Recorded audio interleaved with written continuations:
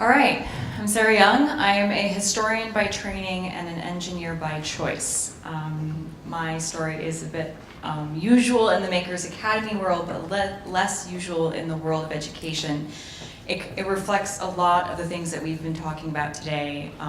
The fact that the world is changing, labor is changing, work is changing, and education needs to be able to keep up with that and needs to be a part of it. I went to school for history. I wanted to become a history teacher. I went to postgraduate studies for history, and I wanted to become a history professor. Then I didn't want to become a history professor. I wanted to become an engineer. I'd always loved technology. I'd studied the history of computer science, but there was nothing in my educational pathway that prepared me to be an engineer. So I didn't think it was possible. I didn't think I could do it. I had never coded in my life before. I happened to find Makers Academy. It's a 3-month course, intensive software development course. It was amazing. Sorry, shameless plug. And then I started my career as an engineer, and I've been doing it for 1.5 years, and I love every single day of it, even when I'm late at work and trying to figure out a puzzle. The story of this is that we need to think alternative ways about the traditional route of education. And before you tell that story, just to clarify for those that don't know about Makers Academy, so it's a 3-month course. You paid for it? Yes. How much did you pay? A lot. Okay, well just no more savings. some in my bank thousands of account. pounds. Yes. You got a job at the end of it, Yes. paying you, More than I was making as an academic. good, that's enough information. So you're happy with your return on investment? Yes. It took 4 weeks. What's the employment rate of people graduating from Makers Academy? From my cohort, about 25 people, where I'm pretty sure about 20 of us were looking for jobs in the tech sector, as opposed to about 5 people who wanted to do their own thing. It's I think 85–90%. And they change the curriculum every month, I understand, Yep. in response to So there's the different. labour market demand for tech skills. Yes. So I learned my entire course in a particular language called Ruby. The course is now in half Ruby, half JavaScript, because that's what employers say they want. It now includes a lot more data. Anyway, it's a responsive, agile education program. And now being on the employer side, I see the value in teaching people who have no coding experience, but lots of human experience, how to code, because now that's what we need in the world of today. And for me, I feel the pathway from university to employment needs to be dismantled, or at least significantly rethought, that we give more kids, more young people, the opportunity for different pathways into what they want to do, to have multiple careers, and that at the age of 27, what was a young person, now kind of like older person, can go back and change their career like I did. And that's, I feel, the future of education. Now say what you That's it. that's cool. Perfect. That's my 3 minutes. That's very, very I good. thought I had 3. Yeah, you did the 3, and I interrupted you, so I'm massively grateful. And incidentally, there's no prior attainment required at Makers Academy, but it's a selective process. You have to have grit. Oh, sorry. You have to have grit, resilience, an acceptance of failure, creativity, and imagination. Your story is just as interesting. And there are things you want to say as well, but just tell us a little bit about your education into enterprise story. Okay.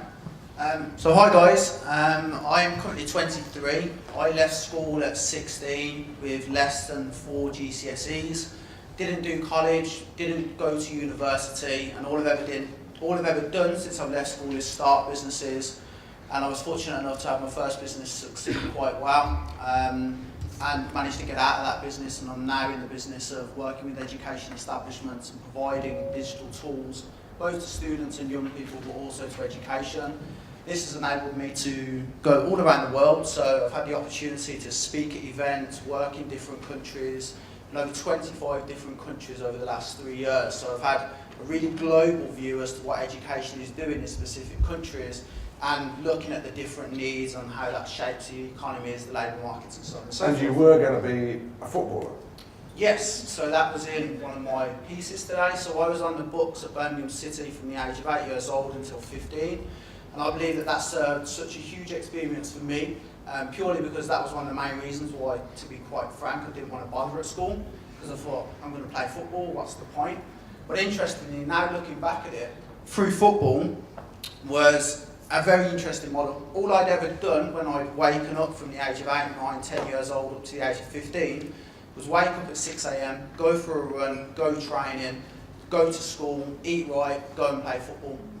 School didn't value that, but actually my football club valued that. So they made me put the time in on a passion and also a raw skill.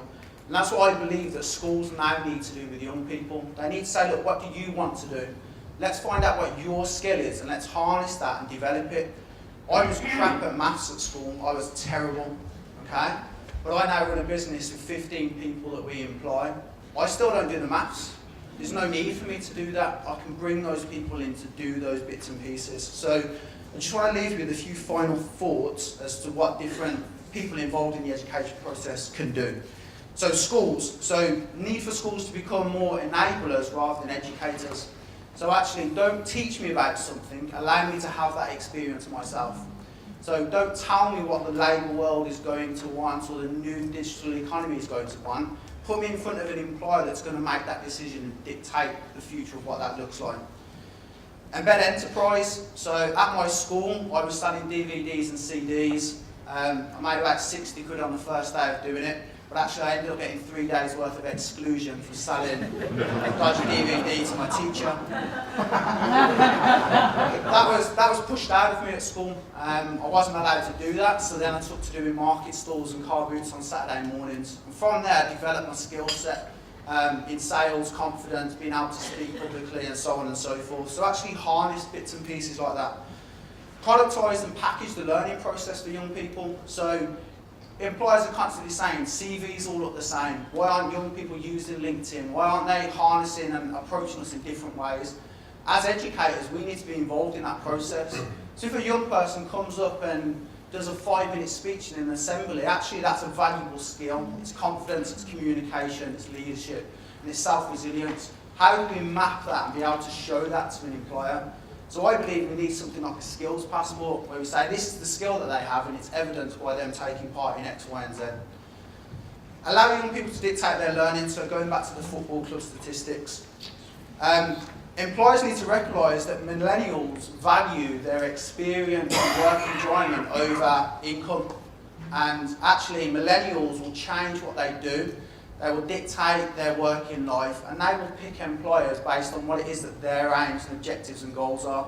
Now more than ever we're seeing young people actually choose employers based on their social value and what value that they're offering to society. Okay? So as employers we need to get engaged in that process, and as educators we need to talk to young people about that and switch employers onto that fact as well at the same time. My final point, just to finish off, actually engage employers in the process. My work experience, I was at a bank because I thought I wanted to be a bank manager, but that was silly because I was terrible at maths. But while I was there on my work experience, I was doing photocopying, not actually speaking to customers, not doing anything involved in the banking industry. So that instantly switched me off to it. As schools, we need to liaise with employers to create great opportunities for young people and not just package it as work experience. We need to involve those employers as workplace mentors and bring them involved in the whole education learning process. So thank you. I just wanted to give an assessment perspective on the discussion this morning, and within my 3 minutes I think I would distill it down into 2 things.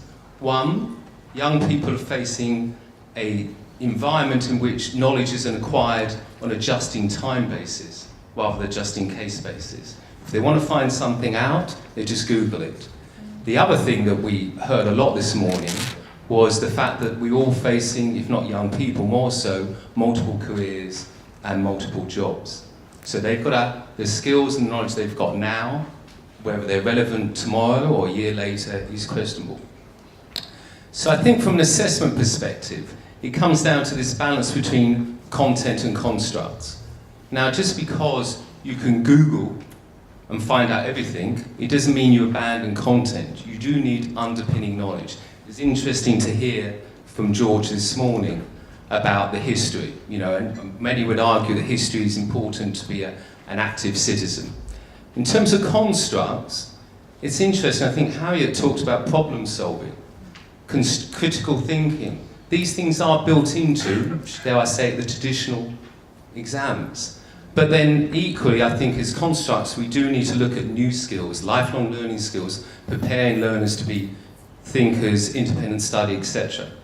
So moving on to the technical side, and how can technology improve learning or aid learning?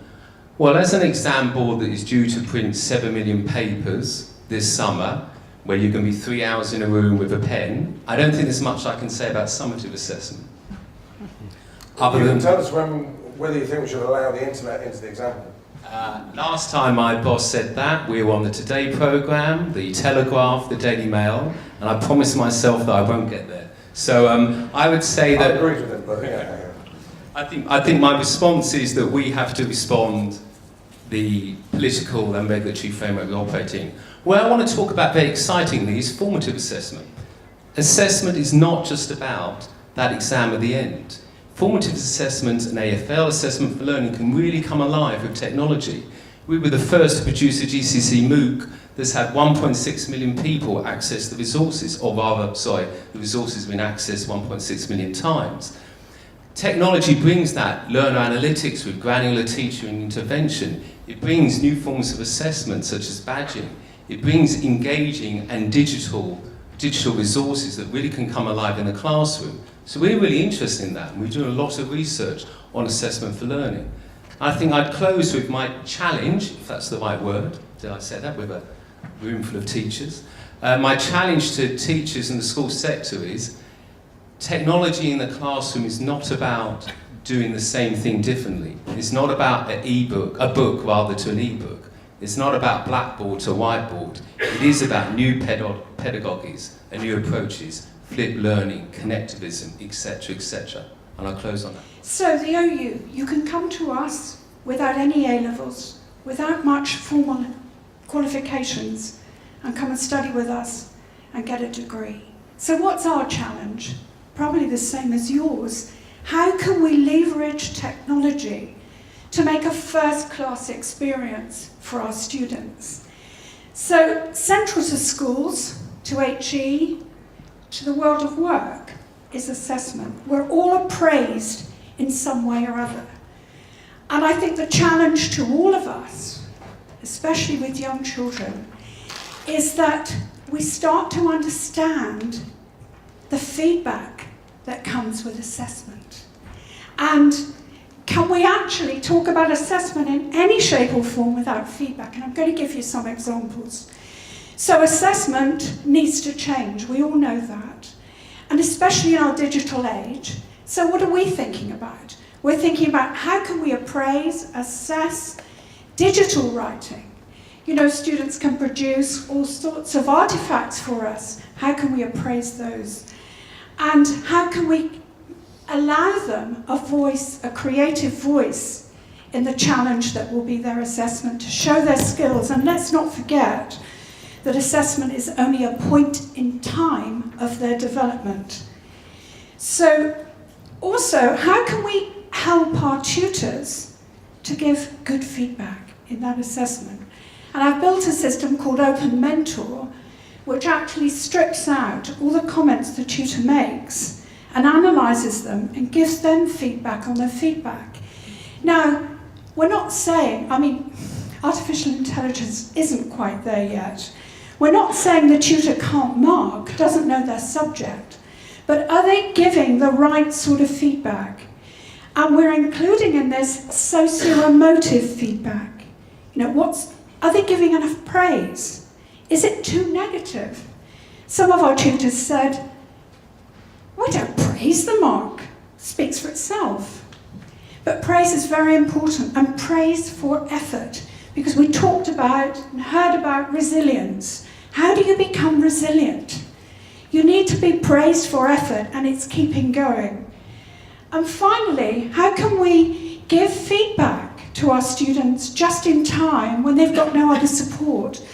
And I've just built a system with Oxford University that gives you feedback on your essays, your draft essays, before you give them in. And underlying that, as our previous speakers said who went to Maker, you know, what I was interested in was what do we do when we understand or check our understanding? If you tell me something and I understand it, I can say it back to you. And this system actually says back to you what you've written, it summarises. And I'm not a natural language processor, that's not my skill. So I went to Oxford to find the best guy who is. And he said, that's a great idea. Yeah, let's work on it. I never met this man till we got the money from the UPSRC and we were awarded, and he said, perhaps we ought to meet now. So I think we talk about assessment, assessment's got to change, but we need to give feedback that the students can understand as well. That's our challenge, I think.